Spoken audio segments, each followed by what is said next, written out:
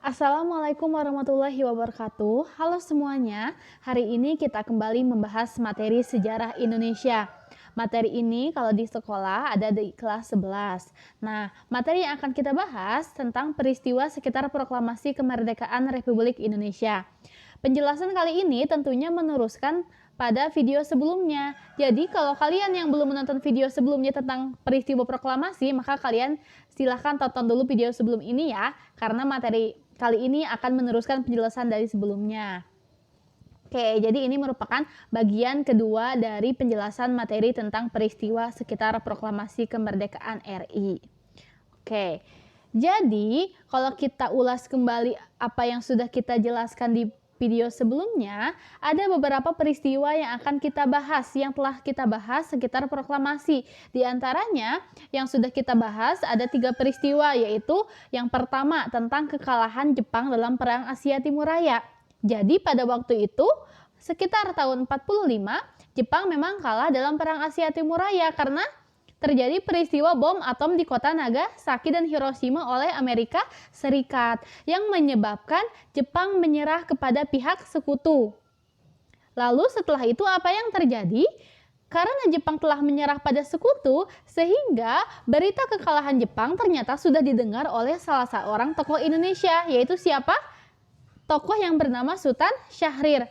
Beliau mendengarkan berita kekalahan Jepang dari radio BBC yang akhirnya menyampaikan berita kekalahan Jepang tersebut kepada golongan tua. Tapi ternyata respon dari golongan tua menyikapi keinginan golongan muda itu berbeda.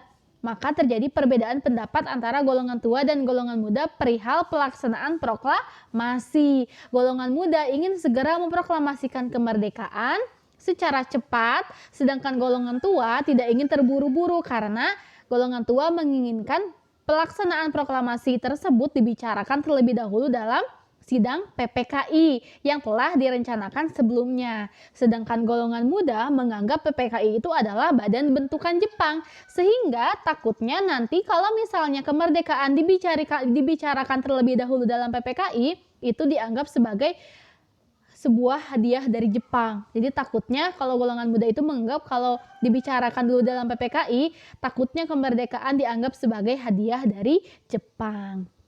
Itu hal-hal yang sudah kita bahas pada video sebelumnya tentang perbedaan pendapat golongan tua dan golongan muda.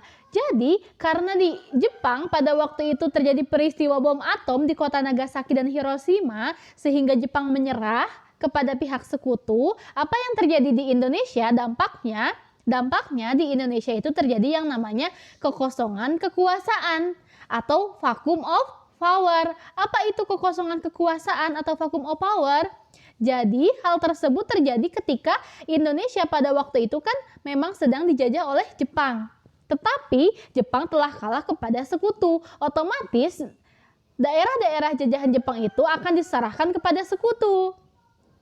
Nah, pada waktu itu sekutu belum datang ke Indonesia sehingga belum mengambil alih daerah jajahan Jepang, dan Jepang ada di Indonesia sudah tidak memiliki kekuasaan. Makanya di Indonesia telah terjadi yang namanya kekosongan kekuasaan atau vacuum of power. Nah, vacuum of power inilah yang ingin dimanfaatkan oleh golongan muda untuk segera melaksanakan kemerdekaan karena dianggap merupakan momen yang harus dimanfaatkan untuk Indonesia segera merdeka. Seperti itu, tetapi ternyata terjadi banyak perbedaan pendapat antara golongan muda dan golongan tua perihal kapan pelaksanaan proklamasi Indonesia ini. Jadi, perbedaan pendapat antara golongan muda dan golongan tua tersebut bukan perihal iya atau tidaknya untuk merdeka, tetapi tentang pelaksanaannya proklamasi kemerdekaan.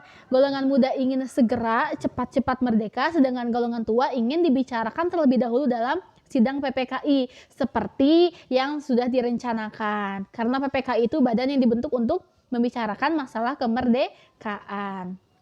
Oke, 3 peristiwa ini udah dibahas di video sebelumnya. Jadi kalau yang ingin mendengarkan penjelasan lengkapnya, silahkan kalian lihat lagi video sebelum ini ya, tentang proklamasi kemerdekaan part 1.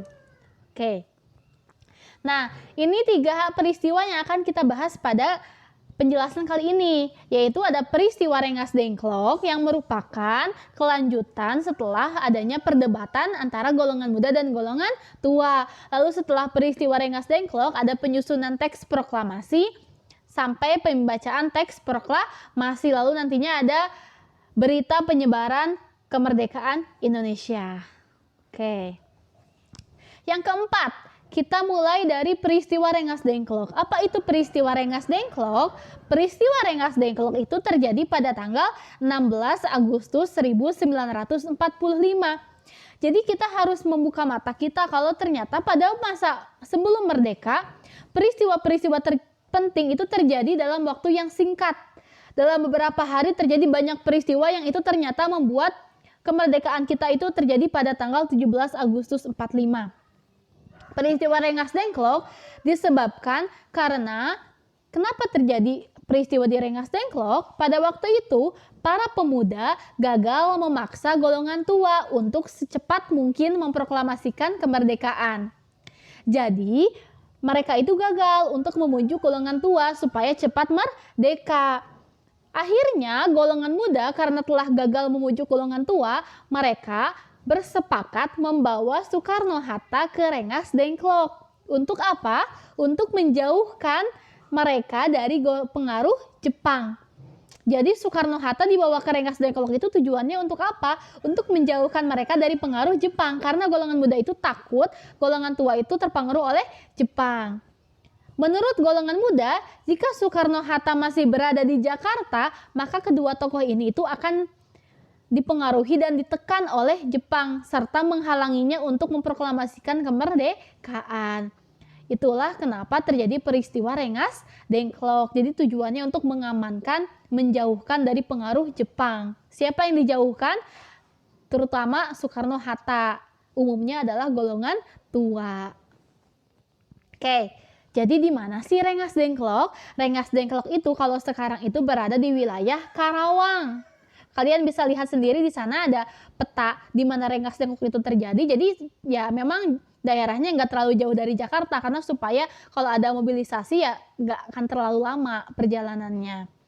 Soekarno-Hatta yang disertai Fatmawati dan Guntur Soekarno Putra dibawa ke rumah seorang warga keturunan Tionghoa di daerah Rengas Dengklok. Jadi di Rengas Dengklok itu mereka dibawa ke rumah warga keturunan Tionghoa dan di sana terjadi banyak sekali pembicaraan antara golongan tua dan golongan muda. Oke, apa aja yang dibicarakan? Mari kita lihat rangkaian peristiwanya yang terjadi di Rengas Dengklok di rumah warga Tionghoa, keturunan Tionghoa. Dari tanggal 15 Agustus 45, ini sebelum terjadi peristiwa Rengas Dengklok. Tanggal 15 Agustus 45, golongan muda mengadakan rapat. Rapat pertamanya yaitu mereka berunding di Lembaga Bakteriologi Pegangsaan Timur. Rapat golongan muda tersebut dipimpin oleh Khairul Saleh. Mereka melaksanakan pertemuan yang akhirnya menyepakati bahwa hasilnya tersebut akan disampaikan kepada Soekarno di rumahnya. Oleh siapa? Oleh Wikana dan Darwis pada jam 10 malam. Jadi jam 10 malam mereka pergi ke rumah Soekarno menyampaikan apa? Tuntutan Wikana itu kepada Soekarno itu menyatakan bahwa agar proklamasi dinyatakan oleh Soekarno pada keesokan harinya.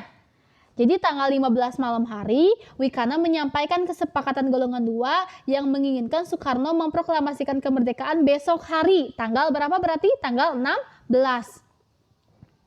Jadi tuntutan Wikana itu agar proklamasi dinyatakan besok harinya. Hal tersebut tentunya membuat suasana menegangkan karena ia menyebutkan bahwa akan terjadi pertumpahan darah jika keinginan mereka tidak dilaksanakan. Nah, mendengar ancaman dari Wikana tersebut, Insinyur Soekarno menjadi sangat marah dan melontarkan kata-kata yang bunyinya sebagai berikut. Inilah leherku, saudara boleh membunuh saya sekarang juga. Saya tidak bisa melepas tanggung jawab saya sebagai ketua PPKI. Karena itu, saya akan tanyakan kepada wakil-wakil PPKI besok. Jadi itulah yang disampaikan oleh Soekarno atas tuntutan Wikana. Jadi Soekarno tidak mengiyakan, tetapi dia membalas bahwa dia itu punya tanggung jawab. Makanya Soekarno memilih untuk akan membicarakan terlebih dahulu dan menanyakan kepada wakil-wakil PPKI keesokan harinya. Itu di tanggal 15 hari pukul 10 malam. Oke. Pasti pada tanggal 15 malam harinya, karena tuntutan Wikana itu tidak diterima oleh Insinyur Soekarno, rapat kedua dilaksanakan pada pukul 12 malam menjelang tanggal 16. Jadi mereka langsung rapat lagi. Keputusan rapatnya apa? Mereka akhirnya bersepakat menyingkirkan Insinyur Soekarno dan Muhammad Hatta keluar kota dengan tujuan menjauhkan mereka dari segala pengaruh Jepang. Jadi keputusan untuk menjauhkan Soekarno-Hatta ke Rengas Dengklok itu terjadi pada rapat kedua jam 12 malam menjelang tanggal 16 Agustus yang dilaksanakan di daerah Cikini nomor 71 Jakarta. Maka hasil dari keputusan tersebut tanggal 16 Agustus 45 jam 4 pagi terjadi peristiwa penculikan Insinyur Soekarno dan Dr. Andes Muhammad Hatta untuk dibawa keluar kota menuju Rengas Dengklok. Itu peristiwa sebelum terjadinya Rengas Dengklok. Jadi kenapa terjadi? Karena itu hasil kesepakatan dari golongan muda untuk menjauhkan dari pengaruh Jepang. Oke, jadi kenapa terjadi peristiwa Rengas Dengklok? Ada beberapa hal yang melatar belakangi kenapa golongan muda akhirnya sepakat untuk membawa golongan tua ke Rengas Dengklok. Hasil rapat pertama golongan muda menegaskan bahwa kemerdekaan Indonesia adalah hak dan soal rakyat Indonesia sendiri. Tidak dapat digantungkan pada orang atau kerajaan lain. Segala ikatan dan hubungan dengan janji kemerdekaan dari Jepang harus diputuskan. Dan sebaliknya, diharapkan diadakannya perundingan dengan Soekarno dan Hatta agar supaya mereka turut menyatakan proklamasi. Jadi intinya golongan muda sangat tidak ingin kalau kemerdekaan itu ada sangkut pautnya dengan Jepang. Tidak ingin ada janji Jepang tentang kemerdekaan itu karena mereka tidak percaya, takutnya dianggap sebagai hadiah Jepang nantinya ketika sekutu datang ke Indonesia. Lalu, setelah keinginan hasil rapat pertama disampaikan oleh golongan muda, nampak perbedaan pendapat antara golongan muda yang ingin tetap mendesak agar besok tanggal 16 Agustus dinyatakan proklamasi, sedangkan golongan pemimpin angkatan tua masih menekankan perlunya diadakan rapat PPKI terlebih dahulu. Perbedaan itu telah membawa golongan muda kepada tindakan selanjutnya, yaitu menculik Soekarno-Hatta ke Rengas Dengklok. Jadi itu latar belakang kenapa terjadi peristiwa Rengas Dengklok. Oke, lalu setelah dibawa ke Rengas Dengklok, apa yang mereka lakukan? Apa yang mereka kerjakan di Rengas Dengklok? Yang pertama, para pemuda itu tetap berusaha meyakinkan kedua tokoh tersebut agar berusaha secepat mungkin memproklamasikan kemerdekaan tanpa campur tangan tentara Jepang. Mereka meyakinkan Soekarno bahwa Jepang telah menyerah dan para pejuang siap untuk melawan Jepang, apapun resikonya. Namun ternyata upaya tersebut tidak terlalu berhasil. Soekarno masih dengan keinginannya, masih dengan tegas bahwa mereka itu harus membicarakan terlebih dahulu dalam sidang PPKI. Lalu di Jakarta sendiri, Ahmad Subarjo sedang mencari-cari keberadaan Soekarno dan Hatta. Di Jakarta akhirnya terjadi kesepakatan antara golongan tua dan golongan muda. Golongan tua itu diwakili oleh Ahmad Subarjo dengan Wikana dari pihak golongan muda. Mereka mengadakan kesepakatan, akhirnya golongan tua dia bersepakat dengan golongan muda untuk mengadakan proklamasi di Jakarta. Golongan muda akhirnya mengutus Yusuf Kunto untuk mengantar Ahmad Subarjo ke Rengas Dengklok. Lalu mereka menjemput Soekarno-Hatta kembali ke Jakarta. Ahmad Subarjo lah yang berhasil meyakinkan para pemuda untuk tidak terburu-buru memproklamasikan kemerdekaan. Tetapi Ahmad Subarjo pun dia sudah berjanji bahwa akan mengadakan proklamasi kemerdekaan di Jakarta. Akhirnya suasananya bisa lebih mereda ketika Ahmad Subarjo akhirnya berhasil ke Rengas Dengklok dan membawa kembali Soekarno-Hatta ke Jakarta. Oke, di Jakarta pada waktu itu Ahmad Subarjo dengan Soekarno-Hatta di Jakarta tidak diam, tapi Soekarno-Hatta langsung mencari informasi mengenai dari pihak Jepang, apakah pihak Jepang akan tetap mendukung kemerdekaan Indonesia atau tidak. Tapi ternyata dari Jawaban pihak Jepang tidak mendukung adanya kemerdekaan Indonesia karena dia sedang menjaga status quo. Apa itu status quo? Status Indonesia untuk dipertahankan yang akan diberikan kepada pihak sekutu. Itu yang terjadi ternyata. Maka dari itu, setelah peristiwa Rengas Dengklok, pada tanggal 16 Agustus 45 malam harinya, Soekarno-Hatta diberi kabar mengejutkan oleh Nishimura bahwa Tokyo tidak mengizinkan proklamasi kemerdekaan Indonesia. Itu hal yang mengejutkan karena sebelumnya Jepang telah memberikan janji kemerdekaan kepada Indonesia, bahkan dibentuklah Badan PPKI. Tapi ternyata setelah Jepang menyerah kepada sekutu, Jepang memilih untuk menjaga status quo Indonesia untuk dijaga dan akan diserahkan kepada sekutu. Dan Tokyo menyebutkan bahwa tidak mengizinkan proklamasi kemerdekaan Indonesia dikarenakan adanya perjanjian antara sekutu dan Jepang yang mengharuskan Jepang menjaga status quo di wilayah jajahan Jepang, salah satunya Indonesia. Jadi Jepang itu karena dia udah kalah oleh pihak sekutu, karena dia udah menyerah, maka Jepang punya tanggung jawab untuk menjaga status quo daerah jajahannya sebelum dia diserahkan kepada pihak sekutu, termasuk Indonesia. Jadi Indonesia akan diserahkan oleh Jepang kepada sekutu. Makanya dia tidak mendukung peristiwa proklamasi kemerdekaan Indonesia. Mendengar berita tersebut, akhirnya Soekarno-Hatta langsung bergerak cepat melakukan keputusan. Tanggal 17 Agustus dini hari dilaksanakanlah penyusunan teks proklamasi di rumah siapa? Di rumah Laksamana Maeda, tepatnya di ruang makan disusunlah naskah tersebut. Penyusunan teks proklamasi ini menjadi peristiwa penting karena ini dilaksanakan secara mendadak setelah mengetahui bahwa pihak Jepang itu tidak mendukung peristiwa proklamasi kemerdekaan Indonesia. Disusunlah teks proklamasi pada tanggal berapa? Tanggal 17 dini hari.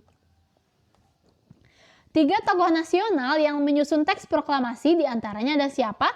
Ada Insinyur Soekarno tentunya, ada Muhammad Hatta, dan ada Ahmad Subarjo. 3 golongan tua inilah yang berperan penting dalam penyusunan teks proklamasi. Soekarno yang menulis naskah proklamasi, sedangkan Muhammad Hatta dan Ahmad Subarjo menyumbangkan ide secara lisan.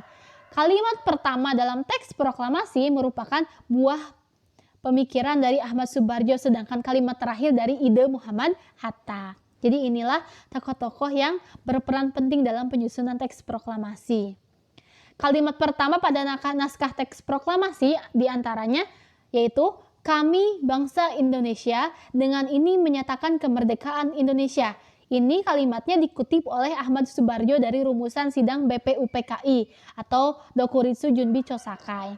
Sedangkan kalimat terakhirnya pada naskah teks proklamasi dirumuskan oleh Muhammad Hatta. Bunyinya yaitu hal-hal yang mengenai pemindahan kekuasaan dan lain-lain akan diselenggarakan dengan cara seksama dan dalam tempo yang sesingkat-singkatnya. Nah, kalimat ini idenya dari Muhammad Hatta. Maka selesailah teks proklamasi disusun oleh ketiga tokoh tersebut. Setelah itu, Soekarno kemudian meminta persetujuan kepada semua yang hadir. Soekarni mengusulkan teks proklamasi ditandatangani oleh Soekarno dan Muhammad Hatta atas nama bangsa Indonesia. Usul Soekarni tersebut akhirnya diterima. Naskah proklamasi kemudian diserahkan kepada Sayuti Melik untuk diketik dengan beberapa perubahan-perubahan yang disepakati. Lalu setelah selesai penandatanganan, mereka merundingkan lokasi pelaksanaan proklamasi. Semula disepakati dilaksanakan di lapangan Ikada, Jakarta. Namun, khawatir akan memicu bentrokan dengan tentara Jepang, akhirnya disepakati pelaksanaan proklamasi diselenggarakan di Rumah Soekarno, Jalan Pegangsaan Timur nomor 56 Jakarta. Kalau sekarang itu menjadi Jalan Proklamasi nomor 1 pada pukul 10 WIB. Jadi bisa dibayangkan, teks proklamasinya aja baru dibikin tanggal 17 dini hari. Lalu pembacaannya langsung dilaksanakan hari itu juga, tanggal 17 hari Jumat jam 10 pagi. Jadi peristiwa sekitar proklamasi ini memang terjadi dalam waktu yang singkat, tidak lama, tetapi peristiwanya sangat besar dan berpengaruh besar pada negara Indonesia. Oke, ini teks proklamasinya ya. Yang sebelah kiri itu hasil dari tulisan Soekarno, lalu yang sebelah kanan itu merupakan buah dari ketikan Sayuti Melik. Oke. Setelah penyusunan teks proklamasi, peristiwa selanjutnya adalah pembacaan teks proklamasi. Menjelang pelaksanaan proklamasi kemerdekaan, suasana di Jalan Pegangsaan Timur nomor 56 terlihat sangat sibuk. Wali Kota Jakarta saat itu, Suwiryo, memerintahkan Mr. Wilopo untuk mempersiapkan peralatan yang diperlukan dalam pembacaan teks proklamasi. Suhud diperintahkan mencari tiang bendera dengan menggunakan sebatang bambu. Bendera merah putih yang dijahit Fatmawati pun telah disiapkan untuk dikibarkan ketika pembacaan teks proklamasi dilaksanakan. Oke. Jadi, akhirnya pembacaan teks proklamasi dilaksanakan tanggal 17 Agustus 1945 pukul 10 pagi. Sebelum pembacaan teks proklamasi, Soekarno terlebih dahulu menyampaikan pidato pengantar. Setelah pembacaan teks proklamasi selesai, Suhud dan Latif Hendraningrat mengibarkan bendera merah putih. Pada saat bendera dikibarkan, semua yang dihadir dengan spontan menyanyikan lagu Indonesia Raya. Acara selanjutnya yaitu adalah sambutan dari Wali Kota Jakarta, Suwiryo, dan barisan pelopor Dr. Muwardi. Jadi bisa kita bayangkan bagaimana hikmatnya suasana pada waktu itu, bagaimana harunya suasana pada waktu itu. Akhirnya Indonesia setelah beberapa lama dijajah oleh berbagai negara bisa merdeka tanggal 17 Agustus 45. Pada pukul 10 WIB pada waktu itu dibacakanlah naskah proklamasi, lalu setelahnya dikibarkan bendera merah putih dan secara spontan semuanya langsung menyanyikan lagu Indonesia Raya. Betapa hikmatnya, betapa harunya, betapa bahagianya pasti bagaimana perasaan pada waktu itu para pejuang kita akhirnya bisa berjuang sampai ke tahap merdeka. Jadi peristiwa ini bukan peristiwa yang kecil, ini peristiwa yang sangat besar, yang sangat kompleks, yang ternyata perjuangan dari awal kita itu bisa diakhiri dengan kemerdekaan Indonesia. Dalam waktu yang tidak lama, dalam waktu persiapan yang sangat tidak lama, sangat singkat, tetapi acaranya bisa dilaksanakan dan membuahkan hasil yang sangat menggembirakan. Ini foto-fotonya pembacaan teks proklamasi, bisa kalian lihat. Ada Soekarno yang sedang membaca naskah proklamasinya, ada peristiwa pengibaran benderanya. Ini benar-benar peristiwa besar bagi Indonesia, makanya sampai sekarang tanggal 17 itu menjadi tanggal yang sangat penting bagi Indonesia dan diperingati setiap tahunnya. Karena ini merupakan hasil perjuangan yang sangat panjang. Mungkin kita sebagai generasi muda tidak merasakan bagaimana suasana pada waktu itu, tapi kita bisa bayangkan gimana gembiranya akhirnya Indonesia terlepas dari jajahan. Setelah penjajahan itu memang banyak sekali hal-hal yang menyengsarakan bangsa Indonesia. Dijajah oleh Belanda, dijajah oleh Jepang, itu ternyata banyak sekali membekas pada rakyat Indonesia. Banyak sekali rakyat yang menderita akibat penjajahan tersebut dan bisa diakhiri dengan adanya kemerdekaan. Oke. Lalu setelah pembacaan teks proklamasi muncullah kegiatan baru, yaitu apa? Penyebaran berita proklamasi. Tentunya berita proklamasi itu sangat ingin disebarluaskan di Indonesia, namun karena pada waktu itu medianya belum seperti sekarang, yang satu berita bisa langsung menyebar dalam 1 detik, bahkan 1 menit langsung menyebar ke seluruh Indonesia. Pada waktu itu bagaimanakah penyebarannya?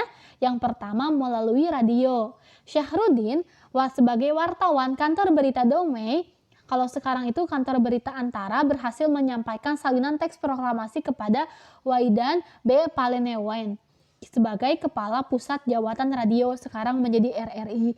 Jadi pada waktu itu berita proklamasi langsung disiarkan di radio. Lalu juga penyebarannya dilaksanakan oleh berbagai utusan daerah. Di antaranya ada Teku Muhammad Hasan dari Sumatera, dari Aceh, ada Samratulang dari Sulawesi, ada Ketut Puja dari Sunda Kecil atau Bali, lalu ada A.A. Hamidan dari Kalimantan. Selain itu, berita proklamasi pun disebarluaskan di mana? Di media cetak. Jadi ada di surat-surat kabar, di pamflet, di poster, lalu mereka membuat coretan-coretan tentang kemerdekaan di gerbong kereta api dan di dinding-dinding kota. Jadi bisa kita bayangkan bagaimana gembiranya semua orang pada waktu itu akhirnya Indonesia merdeka. Mereka membuat coretan-coretan di gerbong kereta api tentang merdeka, di dinding-dinding kota semua tentang kemerdekaan Indonesia. Jadi itu hal-hal yang membuat kebahagiaan bagi bangsa Indonesia pada waktu itu karena akhirnya bisa merdeka setelah perjuangan yang sangat panjang. Bahkan setelah terjadi perdebatan yang sangat sengit antara golongan muda dan golongan tua, akhirnya semua bersatu bersepakat untuk melaksanakan proklamasi tanggal 17 Agustus 45. Dengan suasana yang sangat hikmat, yang sangat harum meskipun persiapannya sangat singkat, tapi ini merupakan peristiwa yang sangat besar dan berpengaruh besar bagi bangsa Indonesia. Oke, jadi apa makna proklamasi bagi kita? Proklamasi memang merupakan puncak perjuangan bangsa Indonesia untuk mengusir penjajah, mendapatkan hak sebagai bangsa yang merdeka dan tidak ditindas oleh bangsa dan negara lain, serta memiliki kedudukan yang sederajat dengan bangsa dan negara lain di dunia ini. Jadi proklamasi itu benar-benar bermakna sangat banyak, sangat penting, sangat mendalam bagi bangsa Indonesia, terutama untuk para pejuang pada waktu itu yang telah berjuang sangat panjang, sangat lama untuk mengusir para penjajah. Proklamasi sangat penting sebagai puncak perjuangan bangsa Indonesia. Akhirnya bangsa Indonesia bisa merdeka, bisa mengatur pemerintahan sendiri tanpa campur tangan bangsa lain sedikit pun. Itu makna proklamasi. Oke, jadi proklamasi itu memang suatu peristiwa penting, harus kita sampai sekarang harus kita perjuangkan, harus kita perjuangkan sampai sekarang karena proklamasi merupakan peristiwa yang sangat besar dan pengaruhnya bagi bangsa Indonesia. So, bagi generasi muda zaman sekarang, mari kita berjuang dengan cara kita zaman sekarang untuk tetap membanggakan bangsa Indonesia karena ternyata perjuangan bangsa Indonesia itu sangat tidak mudah, sangat panjang, apalagi kalau kita bicarakan dari zaman penjajahan itu banyak hal yang telah dikorbankan, korban nyawa, banyak sekali korban kesengsaraan yang dihadapi oleh bangsa Indonesia. Tapi zaman sekarang kita alhamdulillah sudah bisa hidup di zaman merdeka, tidak adanya campur tangan bangsa lain, kita bisa hidup dengan tangan kita sendiri, makanya kita harus berjuang untuk terus memperjuangkan Indonesia dengan cara kita zaman sekarang. Terima kasih atas perhatiannya. Semoga materi ini bisa membuat kalian lebih membuka mata bahwa perjuangan bangsa Indonesia itu belum selesai, tapi kita harus melanjutkan perjuangan para pejuang kita. Terima kasih.